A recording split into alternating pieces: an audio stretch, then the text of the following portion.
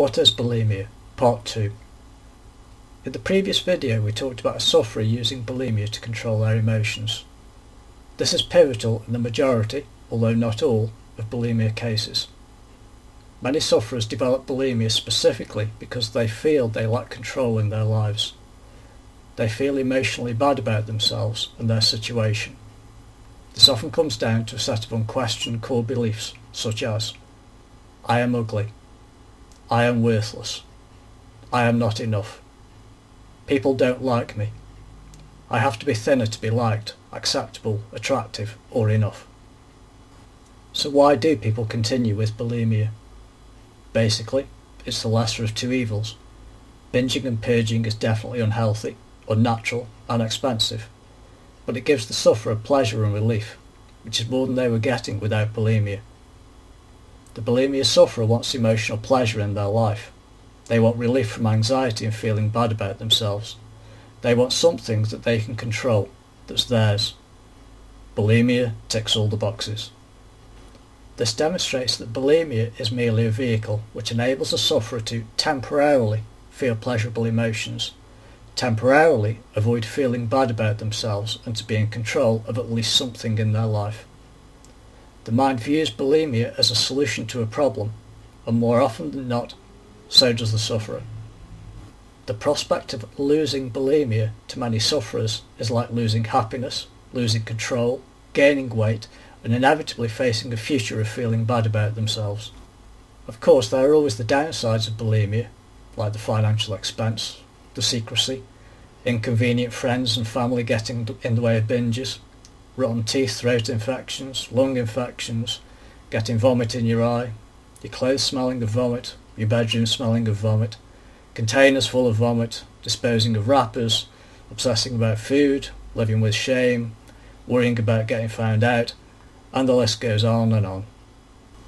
For some sufferers, the downsides begin to add up. They don't want to let go of the pleasure, the relief or the control, but the price seems to get higher and higher as bulimia shifts from being their salvation to running and often ruining their lives. They are indeed trapped in an obsessive compulsive cycle. However, understanding the cycle is a big step in any bulimia sufferer getting their life back.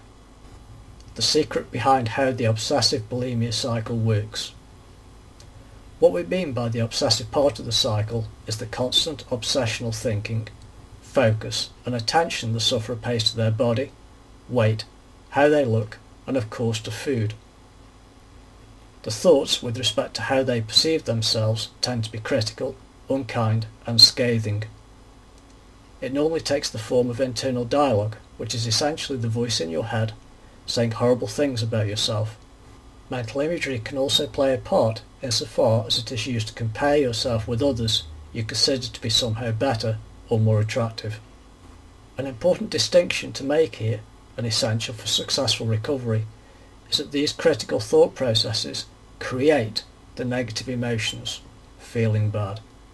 Let's just clarify that for those particularly stubborn people who don't want to hear it. Feeling bad about yourself is created through your thought processes, not by how much you weigh. Got it? Your thought processes create your self-perception, which is the real cause driving your bulimia. It doesn't matter how much you weigh or how much weight you lose, so long as your self-perception causes you to feel bad, no amount of weight loss or hitting a number on your scales will be enough. It isn't about your weight or how you really look. It's how you think you look that makes you feel bad, and this in turn maintains the bulimia. The truth is that you can have bulimia, and anorexia too, from now until the day you die, and no amount of using food as a drug or tool will change your self-perception.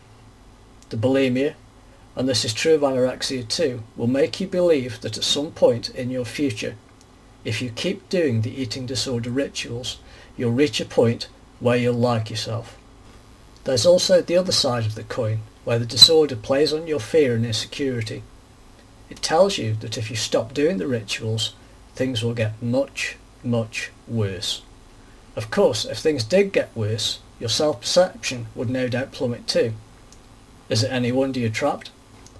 Perhaps you should take stock of just how messed up your life is right now. the shame you feel and what you put yourself through every day. I wonder how much closer you are to liking yourself today compared with 6 months ago. Is it really working? Is it time you woke up and realised the disorder has lied to you all along? You may be rationalising that what we say is probably true, but you can't help the way you think. Well, we agree with that. This is the reason so few people manage to overcome bulimia without specialised help.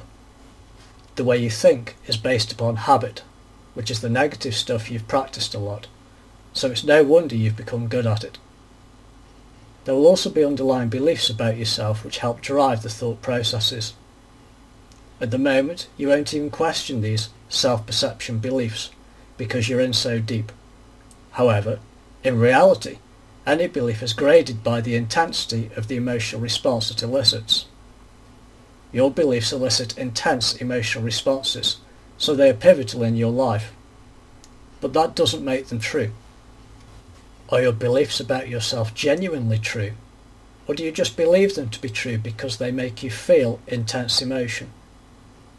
Are you told by other people how ugly, worthless, unattractive and fat you are with the same viciousness and regularity you tell yourself? It's time for a reality check. How much of this is real and how much of it is maintained in your head? Shifting your beliefs is very hard to do on your own, as simply rationalising things can only get you part way there. However, if you are tired of suffering, want your life back, and are willing to help yourself, we can help you to recover from bulimia. In the next video we're going to teach you how the obsessive thought cycle self-perpetuates. This will help you to understand why you get constantly bombarded with unsolicited thoughts. You know the ones we mean.